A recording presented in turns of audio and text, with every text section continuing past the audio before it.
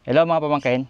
So, kailan lang napadalan tayo ni Bluetti ng kanilang bagong power station na pwede natin magamit sa ating mga adventures. Ito ang Bluetti EB3A.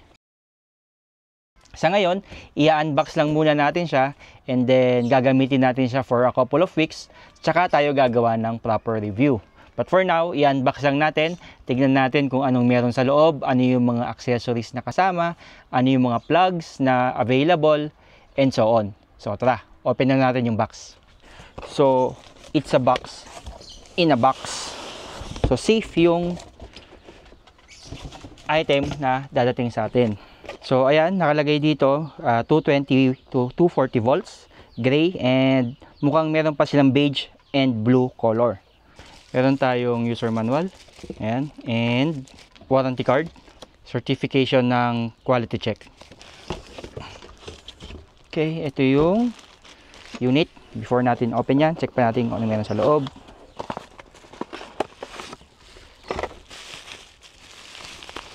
Okay, ito yung mga connector na ginagamit para sa mga solar panels. So, MC4.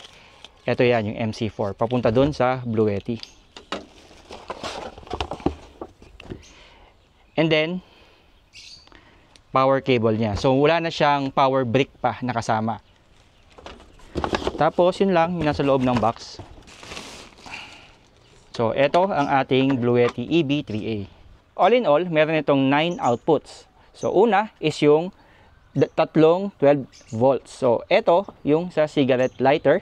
And then, meron ka pang dalawa dito na 12 volts DC.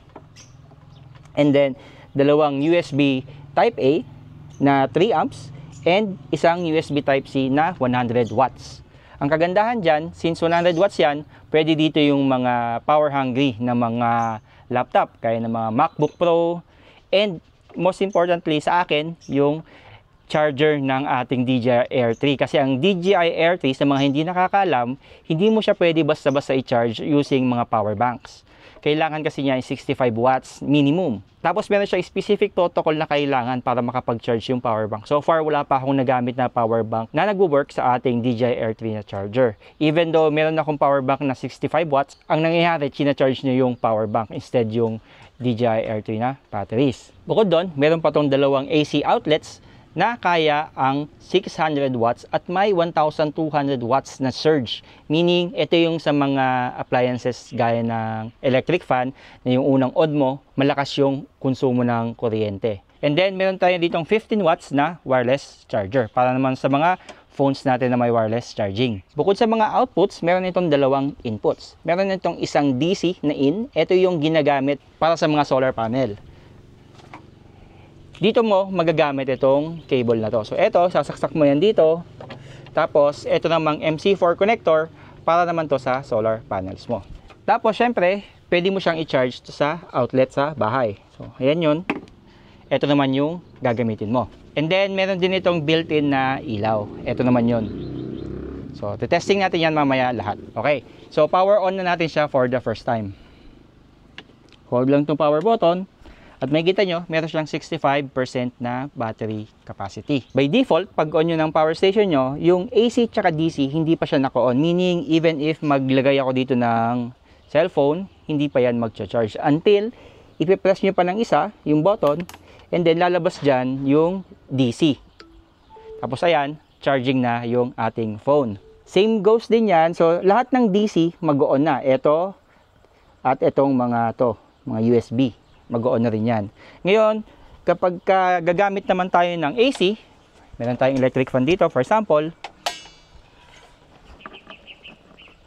Ayan. Nakita nyo, hindi pa sumisindi itong ating electric fan until i-on mo itong AC. Ayan, nag-on na yung ating electric fan. So, makikita nyo rin dyan kung ilan yung output or ilan yung nakukonsumo kuryente ng ating appliances. Very important to para ma-identify nyo kung ilang hours ba niya kayang patakbuhin yung appliance na ginagamit natin. So, for this example, meron tayong 64 watts. So, combination na yan ng wireless charger natin at ng ating fan. So, kung tatanggalin natin to from 64, naging 53, ayan, bumaba na siya ng 53. And then kung tatanggalin natin to, mag-zero na siya. So yan yung ating Bluetti power station. And then gaya ng sabi ko kanina, isa sa mga problem ko is yung charging ng DJI Air 3. So ito, meron tayong charger ng battery ng DJI Air 3.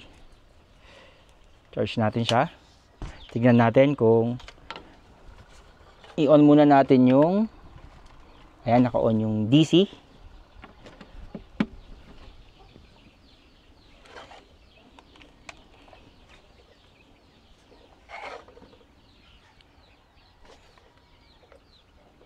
Ayan, charging na siya. And ayon dito sa ating cable, itong cable pala na to, kaya niya up to 100 watts. So, importante rin na yung cable natin is kaya yung rating ng wattage ng ating charger. So, nakalagay dito, 99 watts. Ayan. And then, by the way, yun nga, meron tayong ilaw. Ayan. Not sure kung nakikita dahil maliwanag. So, meron siyang iba't ibang brightness and then meron din siyang blink. Okay, so and then i-try naman natin siyang i-charge.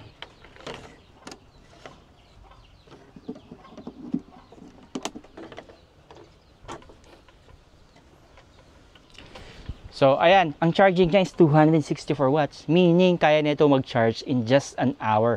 Mafu-full charge na niya itong ating power station through AC charging. And then, isa pang magandang nakita ko dito, may nakalagay na UPS. Ibig sabihin, meron tong UPS mode.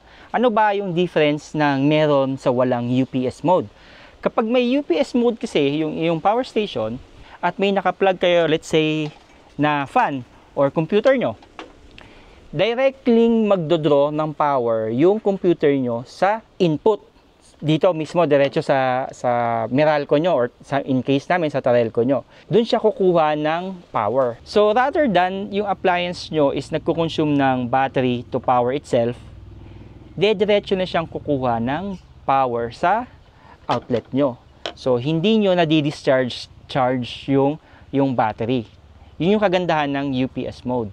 Kapag wala ka kasing UPS mode, ang gagawin nung power station nyo is i-discharge niya yung inyong battery kasi nga gumagamit kayo ng appliances, and then habang nagdi-discharge, china-charge naman. Hindi yun maganda kasi bababa yung buhay ng battery nyo. So, yung kagandahan pagka meron kayong UPS mode, which is very very good. So imagine niyo kung madalas mag-brownout sa inyo and then naka-desktop kayo, pwede yung isaksak dito yung desktop nyo para pag nag-brownout, automatic switch siya sa battery, tapos hindi mamamatay yung PC nyo. Yun yung kagandahan. So ayun, quick unboxing lang muna tayo ng Bluetti EB3A, and later on, after a couple of weeks, after natin siyang magamit talaga, gagawa tayo ng review para malaman natin kung ano ba yung maganda sa kanya, ano yung pangit, at para kanino ba siya. And kung may mga questions kayo, comment lang kayo sa baba, try natin yan sagutin sa ating next video. Bye!